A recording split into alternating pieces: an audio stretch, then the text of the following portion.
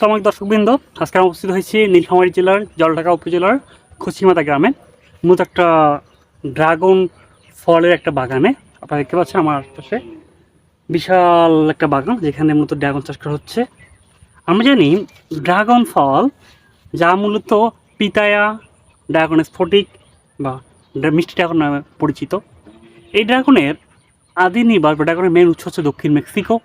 তবে দক্ষিণ মেক্সিকো তার মেন উৎস হলেও ড্রাগন দক্ষিণ এশিয়া, অস্ট্রেলিয়া, ক্যারিবিয়ান দ্বীপপুঞ্জ, আমেরিকা সহ সারা বিশ্বে এখন বেশ জনপ্রিয় হচ্ছে এবং সারা বিশ্বে কমার্শিয়ালি চাষ করা হয়।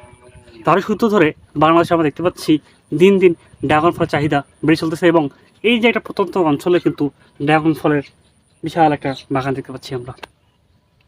তো এই যে ড্রাগন ফল হচ্ছে একটা বহুবর্ষজীবী এবং হচ্ছে একটা জাতীয় একটা উদ্ভিদ। এটা মূলত সারা বছর ধরেই ফল দিয়ে থাকে। ড্রাগন ফলের সায়েন্টিফিক নাম হচ্ছে সেরেনিসাস আন্ডাটাস, অর্থাৎ সেরেনিসাস হচ্ছে গণ এবং আন্ডাটাস হচ্ছে তার প্রজাতি।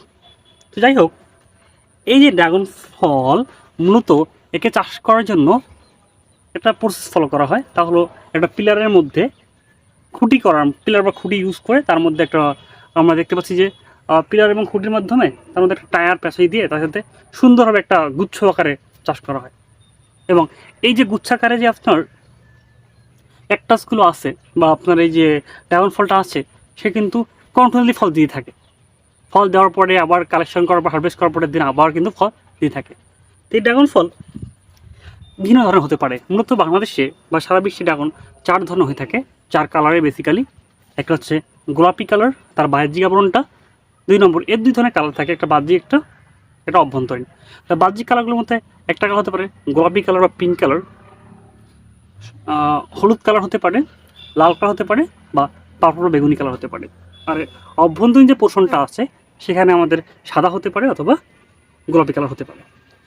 এই যে ড্রাগন ফলটা স্বাদ হচ্ছে একটু পানসে টাইপের হয়ে যায়, ঈষৎ লবণাক্ত এবং হালকা মিষ্টি হয়ে থাকে, যার কারণে অনেকেই একটু খেতে অপছন্দ করে থাকে। যদি ড্রাগন ফলের টেস্টের তুলনায় তার যে একটা নিউট্রিশন ভ্যালু, তার যে একটা পুষ্টিগুণ, সেটা কিন্তু অনেক বেশি। ড্রাগন ফলের মধ্যে প্রচুর পরিমাণ ভিটামিন সি থাকে, ম্যাগনেসিয়াম থাকে, ফাইবার এবং আয়রন থাকে এবং একই সাথে এর মধ্যে প্রচুর পরিমাণ ক্যারোটিন থাকে। এবং এইখানে এই ড্রাগন ফলের মধ্যে লাইকোপিনের মতো অনেক নিউট্রিটিভ ভ্যালু সম্পূর্ণ অ্যান্টিঅক্সিডেন্ট থাকে, যা আমাদের বিভিন্ন রোগ থেকে ঝুঁকি কমায়।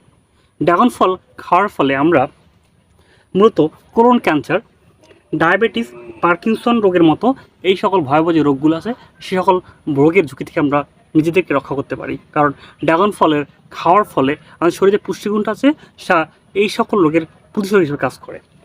ড্রাগন ফলের অনেক কমার্শিয়াল ভ্যালু আছে। কৃষকরা বর্তমান ড্রাগন ফল চাষ করার ফলে বেশ লাভজনক হচ্ছে, তাদের যে ইকোনমিক্যাল ডেভেলপ হচ্ছে। ড্রাগন ফল যেহেতু অনেক বেশি পরিমাণ হয়ে থাকে এবং ড্রাগন ফলের বাজার কিন্তু বাংলাদেশে বেশ ভালো। প্রতি কেজি ড্রাগন ফল প্রায় 250 থেকে 300 টাকার মতো পাওয়া যায়। অনেকের দাম আরও বেড়ে থাকে। তো দর্শকবৃন্দ, এই হচ্ছে ড্রাগন ফলের সংক্ষিপ্ত পরিচয়। তা আমরা নিয়মিত ড্রাগন ফল খাবো এবং ড্রাগন ফল খাওয়ার মাধ্যমে আমাদের যে শরীরের মধ্যে পুষ্টি সেটা আমরা বৃদ্ধি করবো এবং আমাদের যে রোগের ঝুঁকিগুলো সেগুলো আসলে কমানোর চেষ্টা করবো। ধন্যবাদ সবাইকে।